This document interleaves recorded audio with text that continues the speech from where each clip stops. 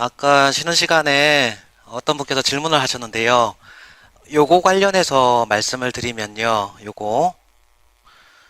어, 이렇게 개별 면접 과제를 작성을 하고 또 개인 발표문도 작성을 합니다. 두 개가 작성된 상태고요.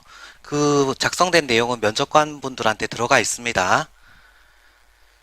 그리고 입장에서 발표를 합니다. 발표를 하면 이제 거기에 대해서 면접관 세 분께서 특정 면접관이 질문하는 건 아니고요. 고르게 질문을 하십니다. 그러면 입장하고 나서 한 15분 정도 지나면요. 그 면접장 바깥에 있는 안내하시는 분께서 살짝 문을 열고 신호를 줍니다. 15분 정도 경과됐다고. 자기는 몰라요. 왜냐하면 문이 뒤쪽에 있으니까 면접관 분들께서 확인하고 그러면 지금부터는 개별 면접 과제 관련해서 질문 드리겠다 얘기를 합니다. 앉은 상태 그대로예요. 그 상태에서. 그래서 남은 25분을 개별 면접 과제 작성한 거나 이런 걸로 진행하게 됩니다.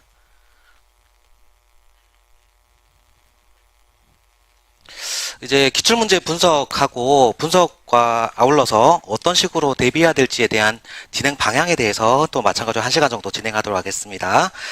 보충 자료는 그 이제 4페이지 봐주시면 되겠고요.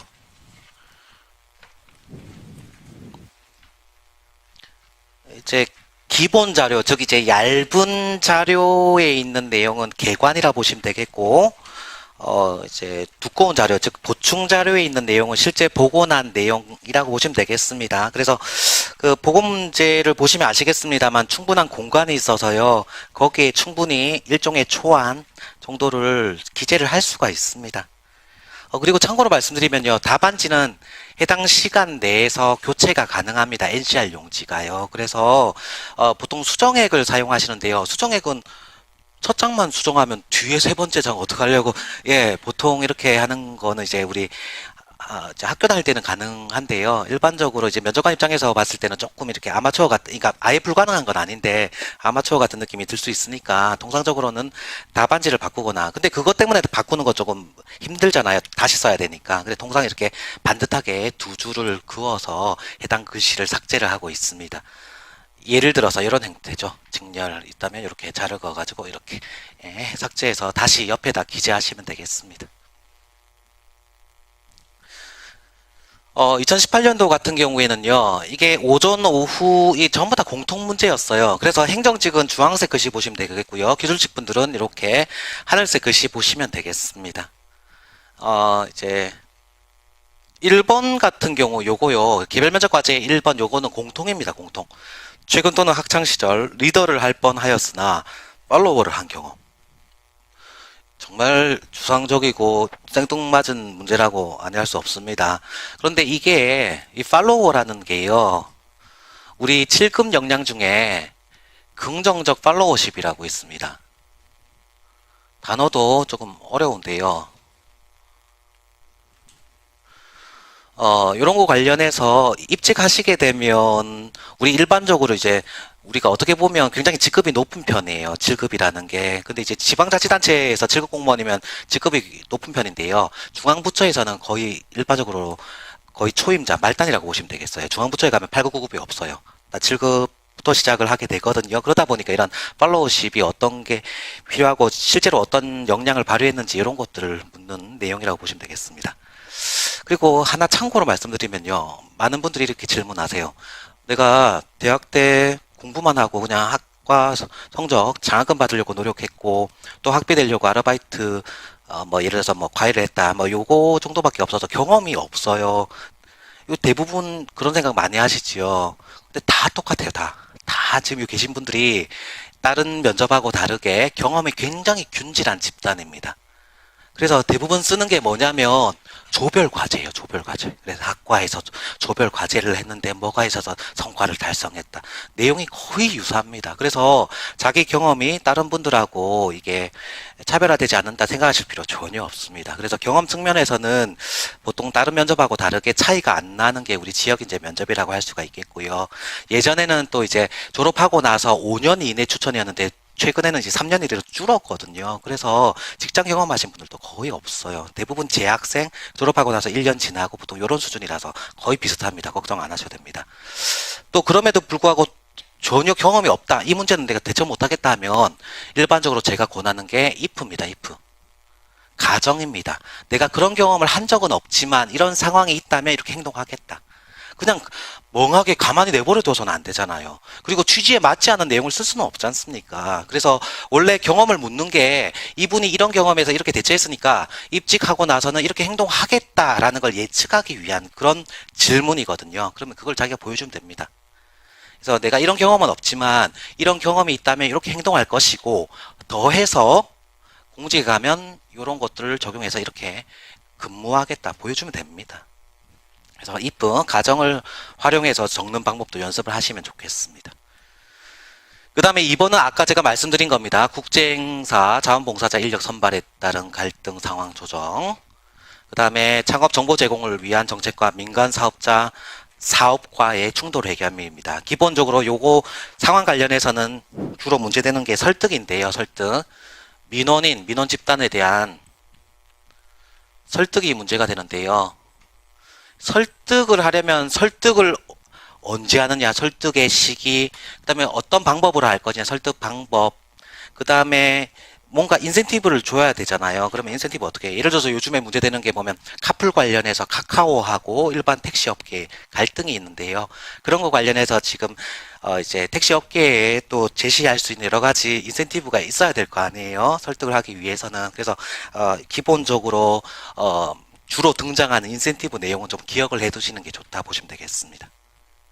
예를 들어서 자원봉사자 인력 관련해서 불가피하게 조정이 돼야 되는 상황에서 일부 인력을 조정이 된다면 주로 조금 해당 국제행사에 조금 더 전문성을 가진 자원봉사 인력을 확정을 하되 나머지 인력에 대해서는 양해, 사과의 메일이라든지 직접 연락을 하고 기본적으로 사과를 해야 되잖아요. 그리고 이 사안이 왜 이렇게 됐는지에 대해서 설명하고 거기에 대한 인센티브 보상 차원에서 다음 국제 행사, 유사 행사에 대한 자원봉사자의 선발에 있어서의 어떤 그 우선권이라든지 이런 것까지도 고려를 해야 될 것입니다. 그런 내용을 잘 기억을 해뒀다가 쓰는 게 중요하다 보시면 되겠어요. 개인 발표도 이렇게 되어 있습니다. 아니 근데 강사님 오전 오후 다 따라오는데 어떻게 문제가 같을 수가 있어요. 쉽죠. 이렇게 서로 이렇게 좀 분리해서 이렇게 예를 들어서 1번 분 있잖아요. 오전에 1번 분이 다 끝나고 설문조사 하고 나서 나가기 전에 오후 분들을 격리시켜 놓습니다. 시간에. 그래서 분리가 된다 보시면 되겠습니다. 어찌되었건 행정직, 기술직은 경험은 요즘 추세가 전부 다 거의 뭐 직렬 상관없이 다르다 보시면 되겠고요. 다만 요거 있잖아요. 요거하고 요거는 직렬 연계성이 좀 있는 편이에요. 그래서 요거는 행정직 이슈가 좀 있고요. 행정직. 요거는 기술 관련한 게 많습니다. 뭐 당신은 산업통상자원부다. 뭐 국토교통부다. 이런 식으로 되어 있습니다.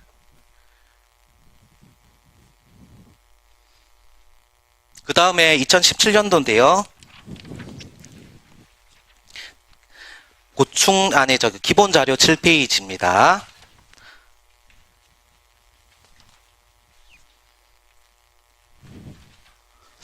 요거는요, 기본 자료 7페이지 보시면 동그라미 1번에 되어 있죠. 자신이 지원하는 부처와 부서는 무엇이며 이와 관련해서 전문성을 기르기 위해 했던 활동 등을 구체적으로 기술하시오 되어 있는데요. 요것도 마찬가지로 여기 행정직 기술직 공통이었는데요. 요거는 올해 나올 가능성은 매우 낮다고 봅니다만은 당연히 준비해야 될 내용입니다.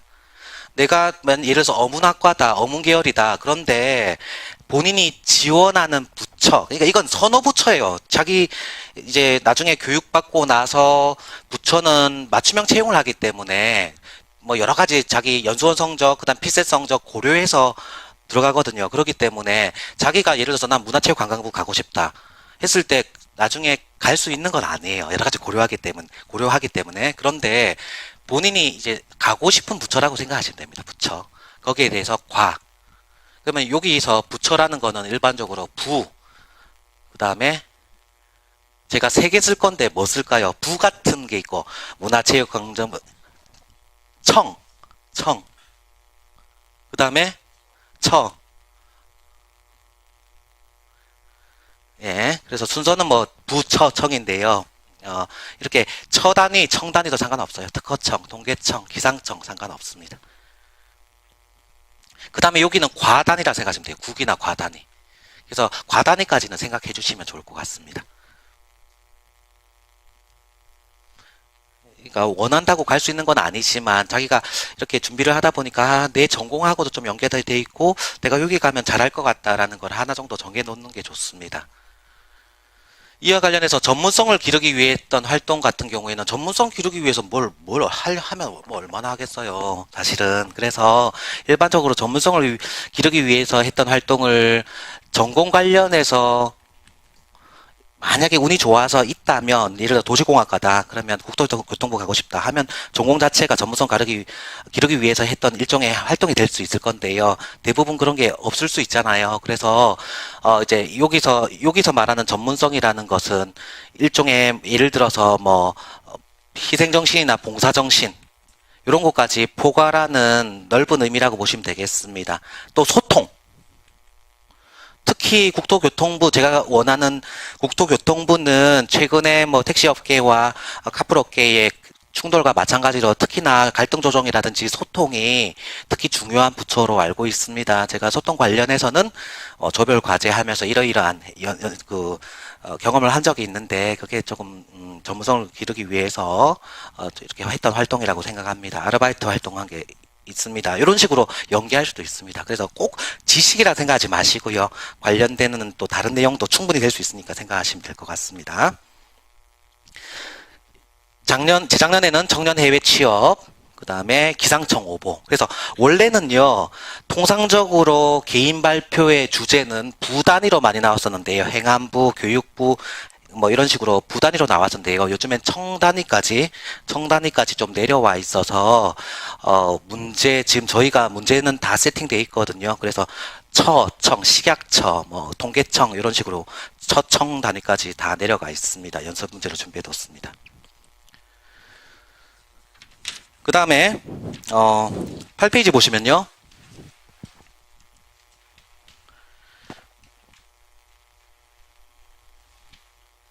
2016년, 그러니까 이제 3년 전 문제 같은 경우에는 독특하게도 오전, 오후 문제가 이렇게 좀 다르고요.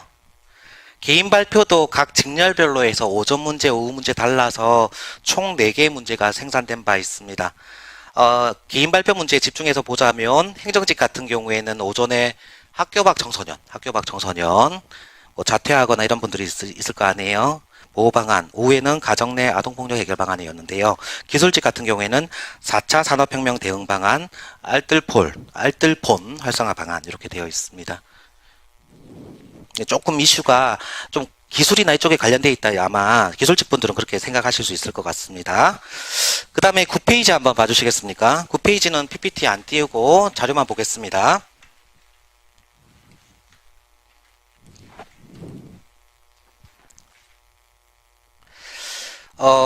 이게 국가직 면접 시험인데요. 작년 10월에 있었던 겁니다. 뭐 굉장히 문제가 많이 출제되었는데요. 그 중에 일부만 좀 제시를 하고 있습니다.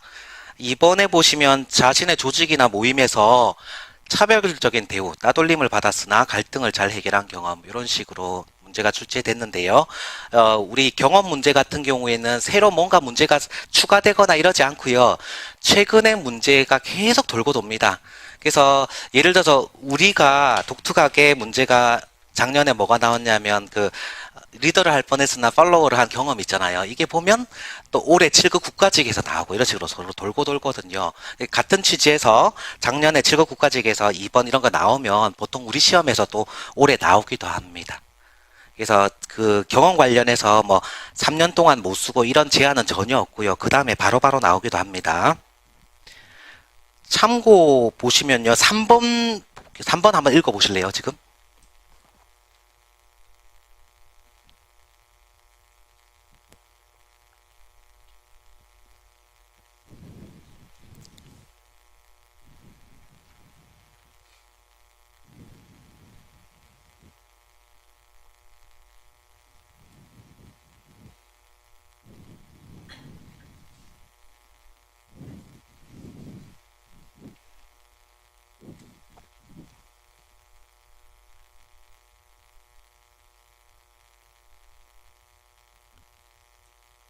이런 식으로 지금 보통 상황 문제 같은 경우에 한번 체크해 보실래요? 세 번째 줄 보시면요. 환경단체들과 시민, 요 체크해 보실래요?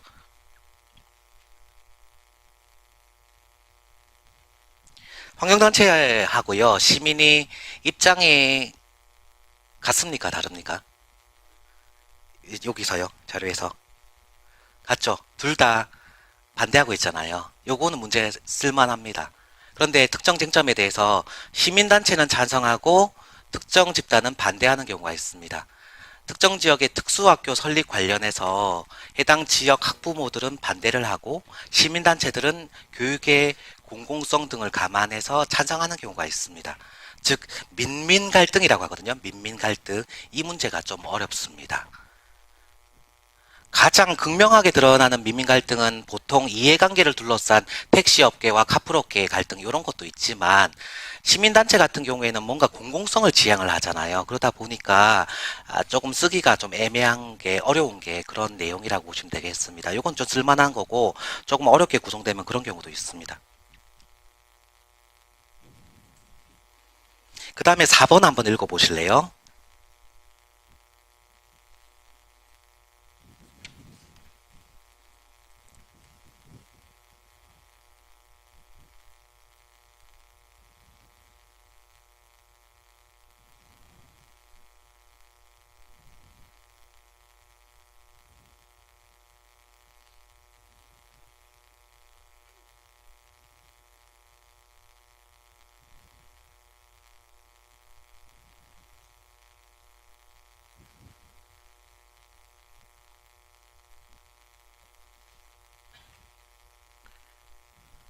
참, 이 질문이 좀 어렵지 않나요? 이게 취지가 뭐냐면, 사회복지법인이 뭔가 보조금 허위로 서류 작성해가지고 돈을 정부로부터 타낸 겁니다.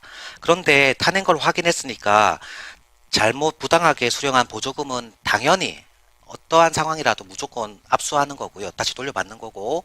그런데 그 사회복지법인을 운영하는 사람에 대해서 우리 부처에서 검찰에 이 사람을 고발할 것인지는 재량이라는 거예요. 해도 되고 안 해도 된다. 그런데 상급자가 하지 말라는 거예요. 그래서 어떻게 하겠느냐.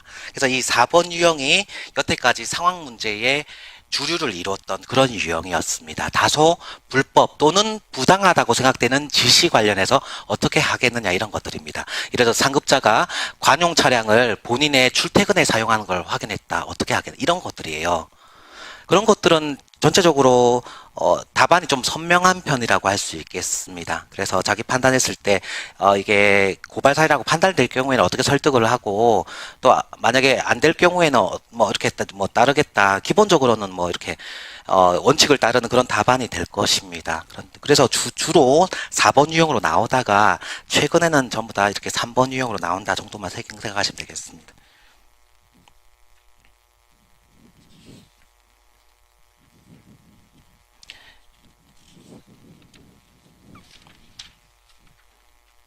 그 다음 페이지 한번 또 넘겨봐 주시겠습니까? 10페이지.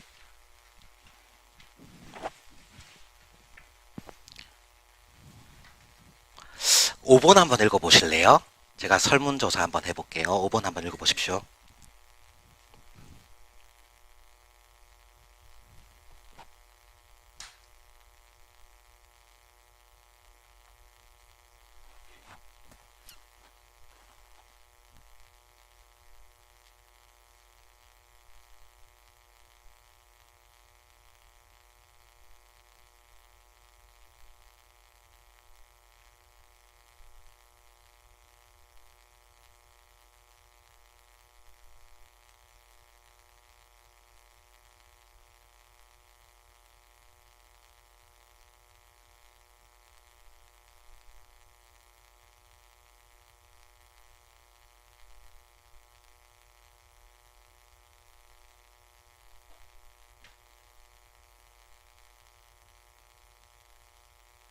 네.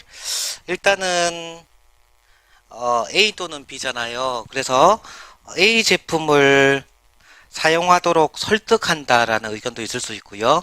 B 제품을 사용하고자 하는 상급자 과장님의 의견을 충실히 따른다. 뭐 이런 의견이 있을 수 있겠습니다. 그래서 간략하게 A, B라고 하겠습니다. 그래서 A 관련해서 한번 손 좀 들어봐 주실래요? 괜찮습니다. 편하게 들어봐 주십시오. 예, 내려주십시오. 그 다음 B 한번 들어보실래요?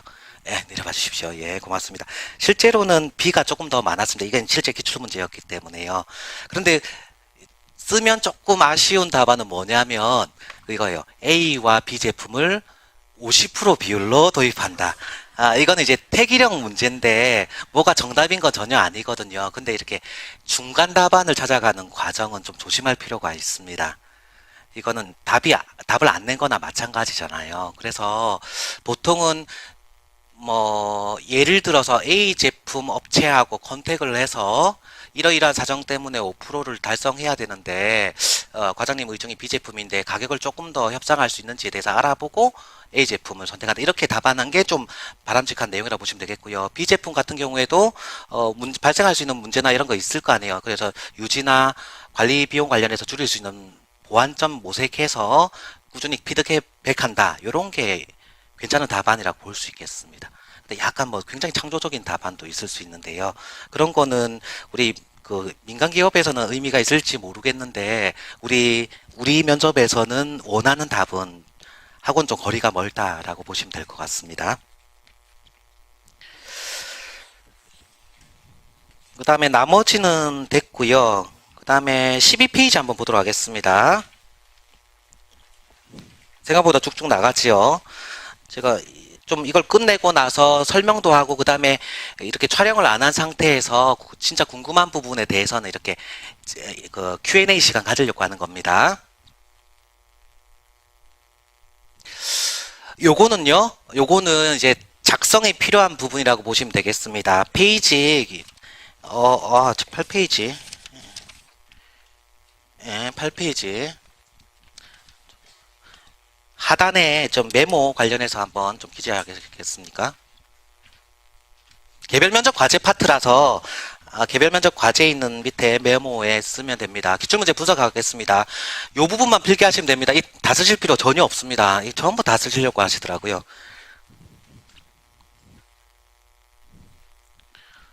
우선 가상의 실무 상황에 대해서 천천히 좀 기재하시면 됩니다. 실무 상황에 대한 질문이 증가했습니다. 작년에 특히 하반기 이후에. 그래서 이제 인성 관련한 즉 개인의 경험 관련한 질문이 조금 줄면서 입직하고 나서 발생할 수 있는 각종 상황에 대해서 이런 상황에서 어떻게 하겠습니까? 설득이 안 되면 어떻게 할까요? 계속 꼬리 물기식으로 꼬리 물기식으로.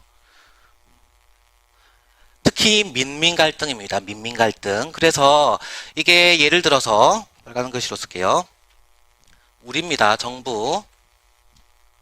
가장 기초적인 형태는 일반 기업이라고 보시면 됩니다. 민간. 이렇게 해서 설득하는 게 대표적인 유형인데요. 이게 가장 고전적인 형태의 상황 문제라고 보면 최근의 상황 제시형은요. 정부가 있고 민의 갈등에 대해서 중재하는 역할 이런 것들이 많이 등장하고 있습니다. 그래서 최근에 보시면 뭐 그 단어도 어렵습니다만 숙의 민주주의라고 해서요. 숙의 민주주의라고 해서 공론화위원회 들어보셨을 겁니다. 그래서 뭐 원자력 발전소 건설 재개할 것이냐 중단할 것이냐 관련해서 국민들의 일부 표본을 모아서 해당 사업에 대해서 설명을 하고 도입 여부에 대해서 판단을 하고 그 결정에 대해서는 사실상 강제가 되는 그런 형태를 얘기를 하고요. 최근에 이슈가 되었던 제주의 영리병원이 있습니다.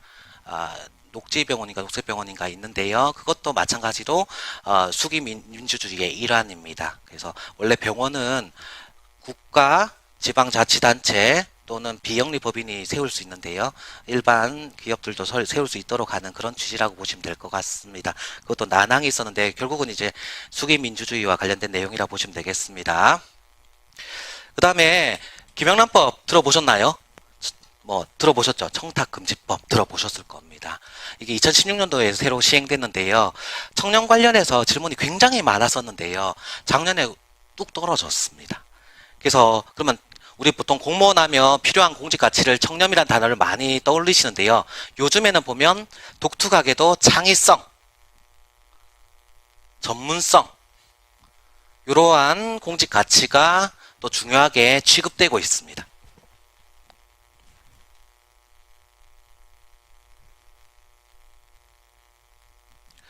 최근에 보면 횡단보도 있잖아요. 횡단보도에 여름에 보면 폭염 막으려고 이렇게 과수원처럼 이렇게 막 설치된 거 보셨지요? 그거 서울시 동작구의 거기 아이디어예요. 2013년에 새로 들어왔습니다.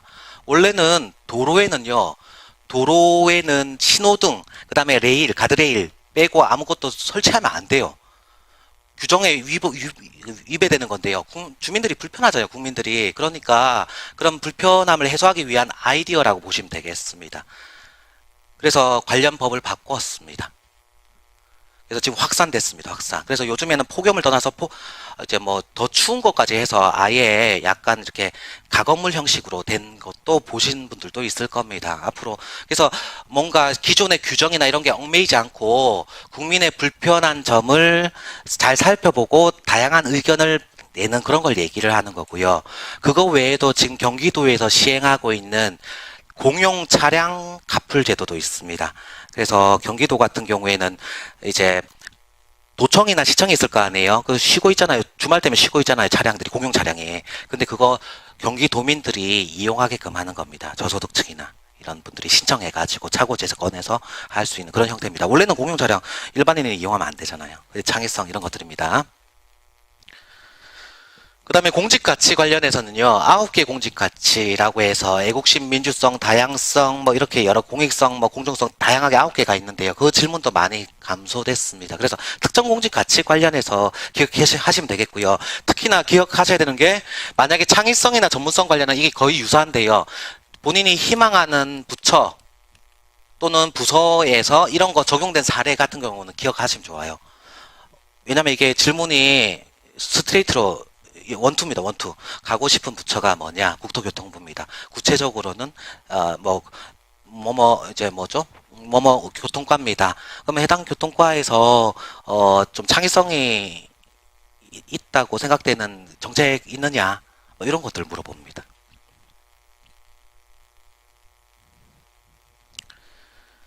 그 다음에 행정직하고 기술직의 구분이 의미가 있을 만한 질문은 계속 지속적으로 감소하고 있습니다. 그래서 전공 관련해서 많이 물어봅니다. 뭐 이렇게 물어봅니까라고 질문을 많이 하시는데요. 그렇지는 않아요. 전공 관련해서는 그렇게 심각하게 묻거나 그렇지는 않습니다. 걱정 안 하셔도 됩니다. 그래서 뭐 지금 전공 과목 다시 공부해야 되나요? 뭐 과목고 나서 물어보면 어떻게 그렇지 않습니다. 걱정 안 하셔도 됩니다.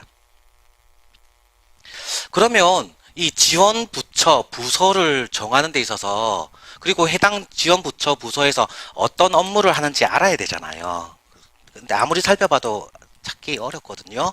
찾는 방법에 대해서 말씀드리겠습니다. 그리고 지금 그 다음에 PPT 띄우는 것도 8페이지 하단에 쓰시면 됩니다. 뒤에네요. 그건 조금 이따가 쓰겠습니다. 개인 발표하도록 하겠습니다. 일단은 요 12페이지 갔다가 오겠습니다.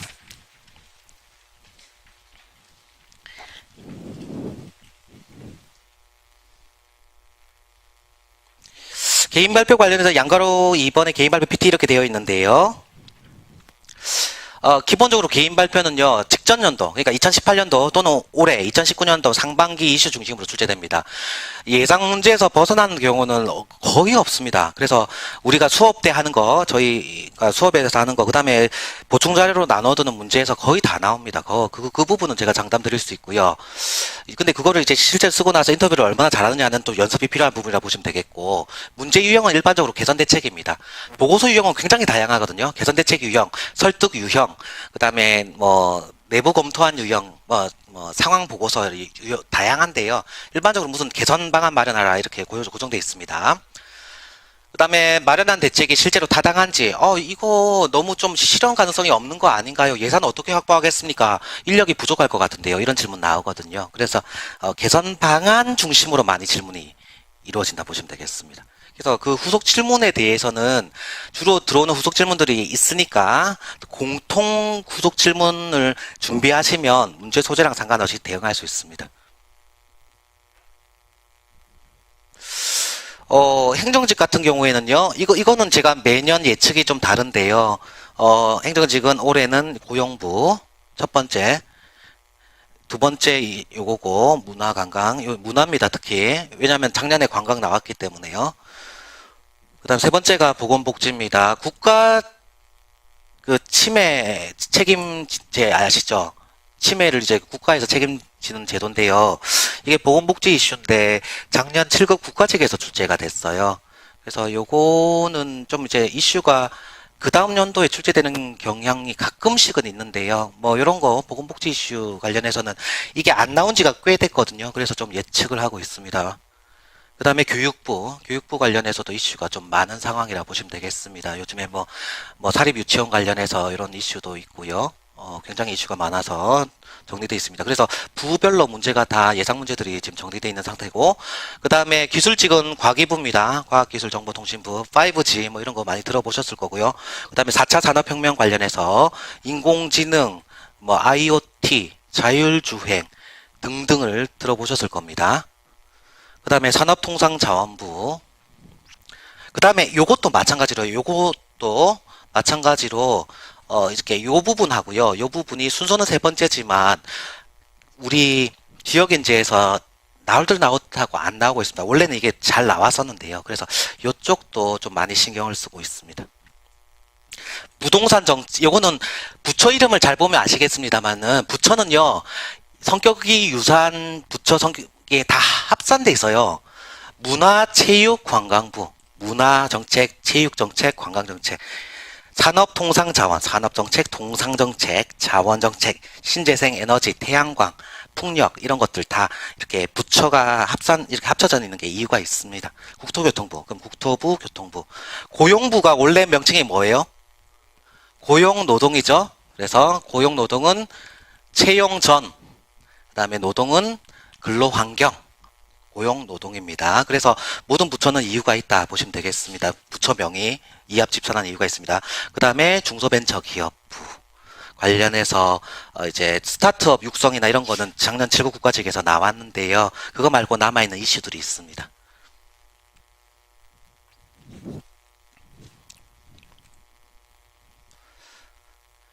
이제 그 페이지, 12페이지 그대로 두시면 되고요. 기본 면접 준비 방향입니다. 개별 면접 관련해서는요, 요거는 따로 이렇게 밑에 양가로 밑에 적혀 있습니다. 개인 경험, 박스 보시면, 경험 제시형 기출 문제를 근거로 자신의 경험을 체계화한다. 7개 유형입니다. 7개 유형. 7개 유형 관련해서는 이런 게 있는데 우리 교재에 다 있습니다. 교재에 다 들어가 있으니까 성과 달성, 문제 해결, 갈등 대처, 봉사, 준법 정신, 위기 극복, 소통 역량이고요. 여태까지 나왔던 경험형 문제 관련해서는 이 부분 벗어난 문제는 없다 보시면 됩니다. 왜냐하면 기출 문제를 가지고 이렇게 일종의 그룹핑을 했기 때문에 그렇습니다. 그래서 각 유형별로 자기가 그 경험을 그러니까 어떤 경험이 있었는지를 잘 생각해 보시는 게 좋습니다. 그래서 제일 좋은 건 이거예요. 예를 들어서 의미 있는 성과를 달성한 경험, 어떤 문제가 발생했는데 문제를 해결한 경험, 갈등이 발생했던 경험, 봉사활동한 경험, 준법 정신 위법한 상황 뭐 이런 게 있다면 예를 들어서 내가 아르바이트 활동을 했는데 아르바이트를 했는데 편의점 아르바이트를 했다고 치겠습니다. 성과 달성 관련해서는 1년 동안 근무해서 학비 마련해가지고 부모님 도움받지 않고 학비를 냈다. 문제 해결. 여기서 근무 중에 이런 문제가 발생했는데 고객이 이렇게 항의했는데 해결했다. 우리 직원 2명이서 싸우더라. 내가 이렇게 했다. 뭐 이런 식이에요. 그 다음에 아르바이트 하는데 앞에 좀 뭐 불편하신 분이 계셨는데 내가 이렇게 했다. 봉사정신, 희생정신. 위급한 상황이라서 뭐 이렇게 점장이 뭐 이렇게 뭐 이런 거 관련해서 이렇게 하라고 했는데 뭐 예를 들어서 뭐 내 다음 그 아르바이트생이 뭐 원래 이제 폐기 음식 있잖아요. 딱 그 유효기간 끝나면 보통 아르바이트생이 먹잖아요. 근데 미리 빼놓고 그러니까 왜 한 5시간 남았는데도 불구하고 구석에 밀어놓고 자기 먹으려고 이러니까 좀 안 되겠다, 안 된다 이런 식으로 얘가 얘기했다. 뭐 이런 것들이에요. 위기가 있었는데 했다. 그렇게 해서 말하자면 각 유형별로 해서 모든 경험 7개를 발굴하는 게 문제가 아니라요. 뭔가 좀 길게 했던 경험이 있으면요. 거기서 싹싹싹 찾아내는 게 훨씬 편합니다.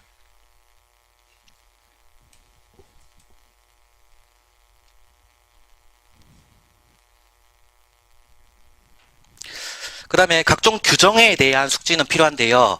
우리 헌법 있잖아요. 헌법 기억나시나요? 헌법 힘들었죠? 문제 또 어려워졌대요. 부속 법령도 나오대요. 예전에는 작년에는 그 조문 중심으로 나오더니, 예. 그래서 헌법 7조 1항이 뭔지 아세요?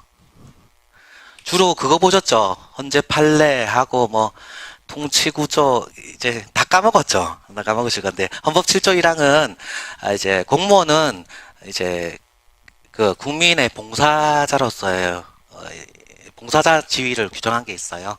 그다음에 직업 공무원제도 규정한 것도 있고요. 그런 여러 가지 내용들이 있거든요. 그래서 우리 헌법에서 우리 뭐죠? 1차 시험에서 헌법하고 우리 면접에서의 헌법에서 몇 개 차관 사항은 아예 다릅니다. 그래서 국민의 어떤 권리 같은 거 있잖아요. 사회적인 기본권이라든지 이런 것들이 조금 중요하다 보시면 되겠고, 뭐 이런 여러 가지 내용들을 체크하면 되겠습니다. 그것도 교재 뒤에 별표를 하나부터 3개까지 해서 중요도 다 체크되어 있습니다. 헌법, 그 다음 국가공무원법, 공무원의 실대 의무, 이런 것들. 그 다음에 청탁금지법, 그 다음에 공무원의 행동강령. 요거는 일반 법률의 하위 내용으로서 대통령령입니다. 령. 그래서 헌법, 그 다음에 일반 법률로서 국가공무원법, 청탁금지법 등. 그 다음에 그 밑에 하위 법률로서 법령. 그래서 공무원 행동강령 정도를 준비를 하셔야 되고요. 법령보다 더 밑에 있는 규칙이나 이런 것들은 민원 처리 규칙 뭐 이런 것들이 있거든요. 그런 것도 좀 기억을 해두시면 좋습니다. 그 다음에 자주 나오는 기출문제 관련해서는 왜 지원했느냐? 나도 알고 당신도 아는 지원 동기인데 계속 이제 물어보는데요. 그런 거를 적절하게 뭐 예를 들어서 100% 안정성 가지고 지원한 경우는 많지 않잖아요.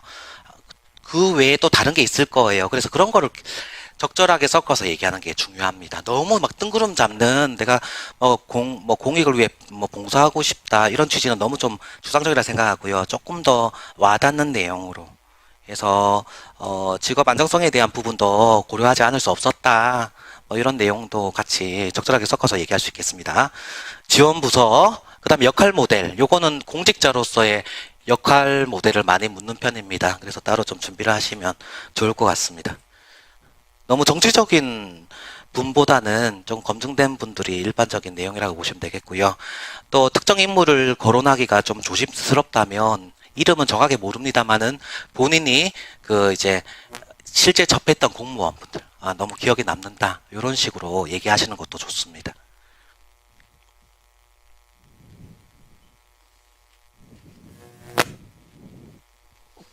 그 다음에 인사혁신처가 제시한 공직가치 아까 9개라고 했는데 왜 3개예요 싶은데요. 여기 국가 간에서 세부 가치가 3개, 공직 간에서 3개, 윤리관 3개에서 3, 3은 9에서 총 9개입니다. 주요 우수 사례, 적용된 사례, 민주성이 적용된 사례, 아까 말씀드렸다시피 공론화위원회 이런 것들입니다. 9개 공직 가치 중에서 이렇게 민주성이라는 게 있거든요. 국가 간 하위 항목으로서 민주성이랑 지금은 추상적이라도 그러니까 모르겠다 해도 전혀 상관없습니다. 있는데 그거 관련해서 발휘된 사례들이 있으니까 그거 체크하시면 되겠고요. 조금 더 욕심을 내자면 나의 지원 부서에서 민주성이 발휘된 사례 이렇게 하면 더 좋을 것 같습니다.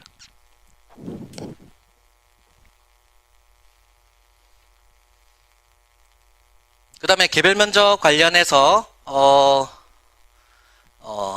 요거는 아까 이제 편한테 쓰시면 됩니다. 그 12페이지 하단 메모에 쓰셔도 되고요. 요거는 좀 기재해 주실래요? 요거요.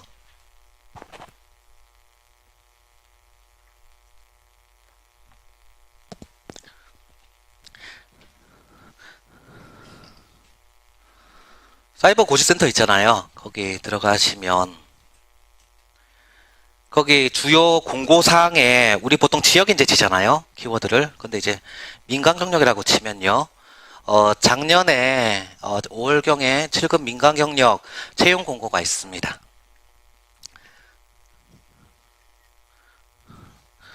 저만 빼고 찍으시면 돼요. 요거는 뭐냐면 민간경력이라서 뭔가 경력을 가진 분들을 결혼이 있는 자리에 맞춤형 채용하는 거예요. 그렇다 보니까 아예 이렇게 나와 있어요.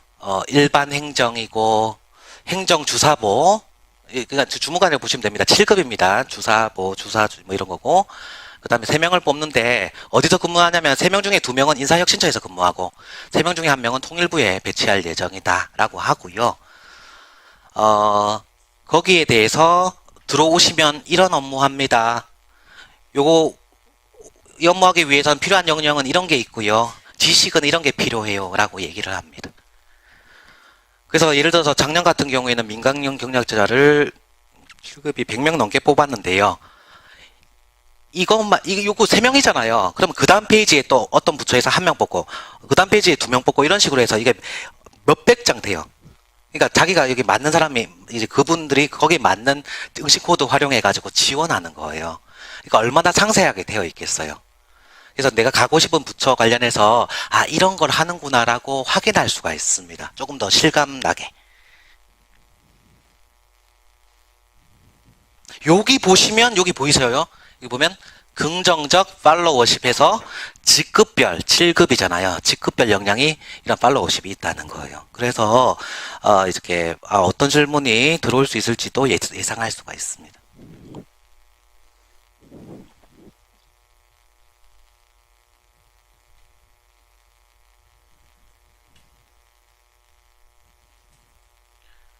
그러면 예를 들어서 찾아봐도 2018년에 이게 없는데요. 내가 예를 들어서 문화체육관광부 땡땡과를 가고 한류 뭐 정책과를 가고 싶은데 없습니다. 그러면 2017년 공고, 2016년 공고 보면 뭔가 이렇게 등장해요. 그래서 그 착안하시면 될 것 같습니다. 그리고 기술직을 보면 환경주사보, 그래서 요거는 이제 기술직 관련된 건데요. 이렇게 1명 보고, 그래도 다행인 게 우리 면접은 거의 한 최종 선발 인원의 110% 정도만 뽑잖아요. 1명 정도 자기 지역 직렬에서 1명 정도 추가해서 뽑는데요. 여기는 3배를 뽑아요. 3배를. 3대1이에요. 그래서 좀 더 빡셉니다. 환경부 1명이고 주요 업무 이런 거 한다. 필요한 역량이 이거다. 지식이 이렇다. 이렇게 해가지고 어떤 거 필요할지에 대해서 알 수 있습니다. 그래서 좀 자기가 알고 준비하는 거하고 좀 차이가 날 수밖에 없잖아요. 막연하게 예를 들어서 홈페이지 가가지고 이과에서 뭐 한다. 요걸로 그치셔서는 안 되고요. 그렇게 하시면 되겠고, 여기 더해서 한 가지 더 팁을 드리면 홈페이지 가셔가지고요. 보도자료 참고하시고요. 보도자료. 홈페이지 가면 보도자료 있을 거 아니에요. 각 부별로 보도자료가 있는데, 보도자료 열어보면요. 보도자료 명의가 부명의가 아니라 부 더하기 과명의까지 있어요. 무슨 과에서 나오는 거예요? 환경부 기후정책과에서 낸 보도자료가 있어요. 그게 최근 이슈가 됩니다.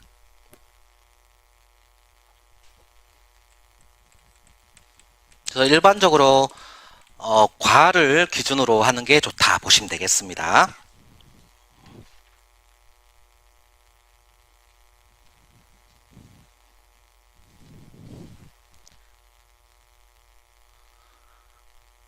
그 다음에 개인 발표 관련해서는요, 요것도 그 밑에 메모에 쓰시면 되겠고요.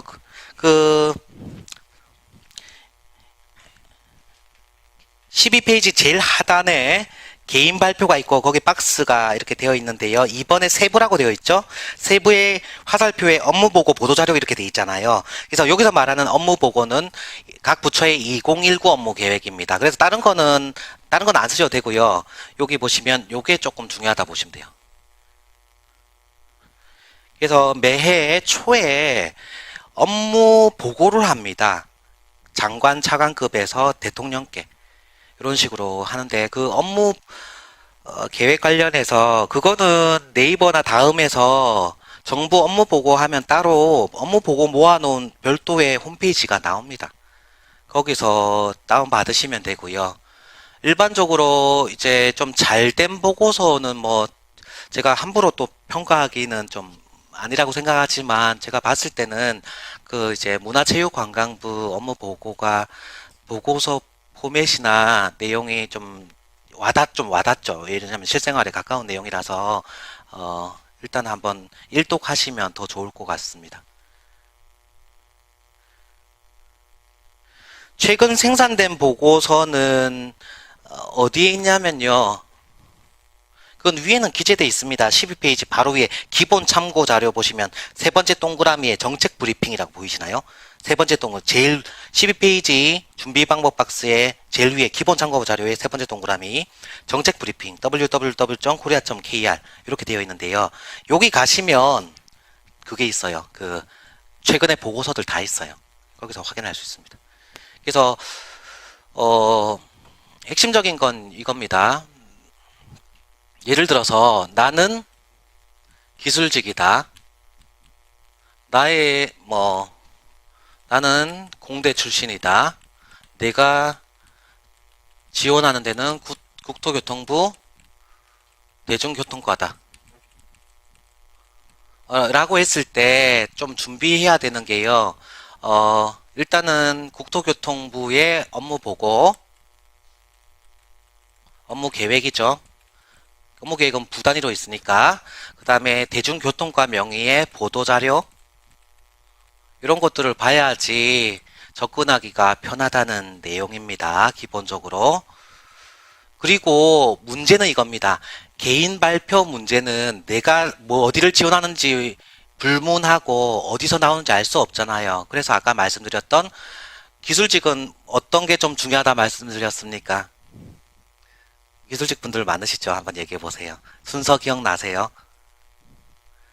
과학기술정보통신부, 그 다음에 산업통상자원부, 그 다음에 국토교통부, 그 다음에 그 중소벤처기업부 이런 게 중요하다고 말씀드렸고요. 행정직은요, 내가 어느 부처 선호하느냐하고 관계없이 또 준비 홈페이지 들어가서 보셔야 될 게 이제 고용부, 그 다음에 문화체육관광부, 보건복지부, 그 다음에 교육부 정도라고 볼 수 있겠습니다.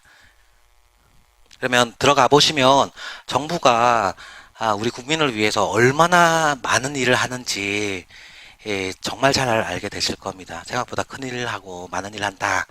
정책이 하루아침에 만들어지는 게 절대 아니구나라는 것을 가슴 깊이 느끼실 수 있다 생각합니다. 자, 그 다음에 한 5분 정도를 여기 세부 강의 계획서 관련해서 말씀드리겠습니다. 제가 원래 이렇게 정규 강좌 소개하는 걸 굉장히 민망해 하는데요. 학원에서는 꼭 해야 된다고 말씀을 하셔가지고 일단은 정규 강좌는 두 개로 이루어져 있습니다. 그래서 1페이지를 보시면요. 상단의 무료 강좌는 오늘 진행하고 있는 내용이라고 보시면 되겠고, 하단의 단과 강좌 및 관리형 면접반 관련해서는 이미 알고 오셨겠지만 설명드리겠습니다. 지금 이 강의는요, 다음 주 월요일부터 좀 빠르지요. 사실은 뭐 4월 5일날 발표하는데 왜 이렇게 이론을 빨리 합니까? 그런데 예전에도 발표 기다려 놓고 그거 끝나고 나서 해봤어요. 그랬더니 발표 나기 전까지도 또 각종 얘기가 있는 겁니다. 나는 지금 안정권인데 왜 수업이 안 열리냐. 이제 또 얘기를 하는 거예요. 서로 이해관계가 달라가지고 통상 약간 좀 너무하죠. 밉상이죠. 예, 그래서 3월 치르고 나서 한 주 지나서 진행합니다. 요거는 기본적으로 내 점수가 좀 간당간당하다 이런 분들, 일단 이론까지는 듣고 싶은 분들 하시면 되겠고, 교재가 한 350페이지 됩니다. 지금 1층에 다 내려져 있고요. 한 4시간씩 진행된다 보시면 되겠습니다. 그래서 개별 면접 과제 쓰는 방법, 이제 구체적으로 이런 겁니다. 그 다음 개인 발표 작성하는 방법, 2019년 주요 이슈, 그 다음에 인터뷰 때 어떤 것들 대응해야 될지에 대한 내용, 그 다음에 관련 법령에서 중요도, 주로 들어오는 질문들이 이런 거다, 이런 것들입니다. 그래서 이런 것들이 들어가는 거고요. 그 다음에 관리형 종합반은 지금 신청하신 분이 좀 되는 걸로 알고 있는데요. 요거는 그대로입니다. 요거는 똑같습니다. 지금 말하자면 요거만 듣는 분도 있고요. 그 다음에 관리형 면접반 분들은 이분들하고 같이 요것도 듣는 겁니다. 근데 거의 대부분 요것만 신청하는 분들은 거의 없으시고 보통 요렇게 진행하고요. 요거를 들으시고 더해서 수업이 조금 많습니다. 그래서 조별 수업 및 개인 실습이 있고 이렇게 총 13회입니다. 그래서 원래는 통상 10회를 진행했었는데요. 보충 수업 3회는 이제 여기 보시면 중간 테스트를 진행할 예정입니다. 그래서 문제가 출제되어 있는데 해보고 싶었는데 한 번도 못 해봤는데 이제 올해 새로 진행하는 거는 이제 그 중간 테스트예요. 객관식 20문항이라고 해가지고 공무원의 7대 의무 관련해서 다음과 같은 의무가 있다. 나머지 한 개는 무엇인가? 그러니까 체크하는 거예요. 그래서 시상하고 해서 중간중간에 점검하는 거고, 그 다음에 조인트 스터디나 이런 것도 진행한다고 보시면 되겠습니다. 그래서 뭐 여러 가지 고민이 있을 것 같습니다. 특히 지역인재 분들 같은 경우에는 좀 고민이 많고, 저 특히 점수 관련해서 굉장히 좀 문의사항이 많은데요. 한번 제가 뭐라고 말씀드리면 강의 들으라는 얘기밖에 안 돼서 충분히 숙고하시고 결정하시면 좋을 것 같습니다. 그 다음에 이거는 그냥 짧게 이거 제 자료에 없어요. 5일 만에 이론 정리한다. 작성 방법에 대해서 쭉 정리한다 이거고요. 면접 특강 교재는 혼자서도 연습할 수 있는 교재가 무료 제공되고요. 본 강좌를 추천하는 분은 빠른 시간 내에 면접에 대한 전반적인 내용과 접근 방법을 알고 싶은 분. 보면 여기 계신 분 중에 세네 분은 그러니까 내년에 하실 분인데 오신 분도 있어요. 내년에. 미리. 왜냐하면 교내에서도 이게 반영되잖아요. 피셋도 반영되고 면접 반영되니까 하시는 분들도 있어요. 항상 세네 분 정도는 이론 특강 듣고 가셔요. 그 다음에 피셋 점수가 애매하나 합격자 발표 전에 미리 일단은 이론 정리는 해가지고 하고 싶은 분, 또 지방에 있는 관계로 실강 수강이 어려운 분이 있고요. 이론 특강 관련해서 예를 들어서 내가 관련 면접반인데 다음 주 월요일까지 결정 못 하겠다. 다음 주 예를 들어서 목요일 정도에 결정하고 싶다 이런 분들은 그때 관련 면접반 신청하셔도 이론 특강은 온라인으로 제공됩니다. 어떤 취지인지 아시겠죠? 왜냐하면 우리 관련 면접반의 실제 조별 수업은 25일, 그러니까 18일이 아닌 그 다음 주인 25일부터 진행되거든요. 그래서 그때까지 충분히 결정하실 수도 있다 정도 말씀드리겠습니다. 자, 마지막 1분을 쓰겠습니다. 요건 이제 사진입니다, 사진. 예, 요거는 2013년 최종 합격자 부산 MP입니다. 다 최종 합격하신 분이에요. 여기 어디 같아요? 뒤에 이게 해운대입니다. 해운대고 저입니다. 저거. 그 다음에 또 많아요. 한 30명 이상 갔는데요. 사진 찍히고 싶은 분들 놀러 온 겁니다.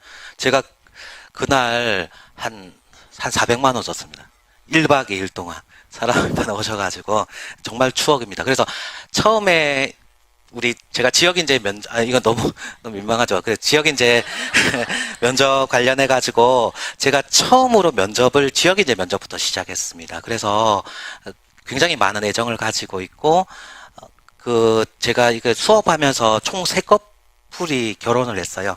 자체적으로 스터디하면서 제가 다 찾아가고, 그 다음에 냉장고도 선물하고 세탁기도 선물하고 그렇게 했습니다. 왜냐하면 초창기 때는 그러니까 한 20명 듣고 30명 듣고 하니까 얼마나 친해지겠어요. 2달 동안 같이 계속 붙어 다니니까.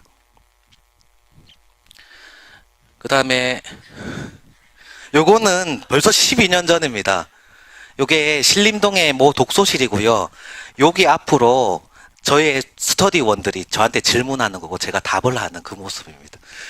그래서 제가 그때 한 8주 정도, 6주 정도 준비했었는데요. 지금은 다시 살이 쪘지만 요 당시에 한 8kg 정도 빠졌었어요. 그래서 옷을 맞춰놓고 계속 저녁은 사과 먹고 어찌됐건 맞추려고 막 노력했습니다. 그래서 굉장히 이 사진은 저한테 의미 있는 사진이라 보시면 되겠습니다. 그다음 마지막으로 저희 강사진들입니다. 저고 그 다음에 저의 영혼의 파트너 13년째 친구 이용훈 변호사 보고서 전문가고요. 그 다음에 우리 인사행정 관련해서 전공자 미국에서 박사하셨고요. 굉장히 피드백이 날카롭다는 지적이 있습니다. 칭찬이죠. 그래서 인사행정 전문가 이재한 박사님 계시고요. 그 다음에 52여 개 기관에서 면접위원 경험입니다. 그래서 공공기관의 면접은 다 진행하시는 실제 평가위원이십니다. 그래서 저희 4명이서 특정 한 명이 제가 계속하면 질문이 신선하지 않을 거 아니에요. 그리고 저도 편견이란 게 있을 수 있잖아요. 선입견. 그러기 위해 그런 문제가 있어서 보통 관리형 면접반 같은 경우에는 골고루 들어갑니다. 그래서 평가가 계속 다르고요. 그래서 어떤 평가위원은 점수가 더 높은 분도 있고 이렇게 달라요. 근데 평균을 내요.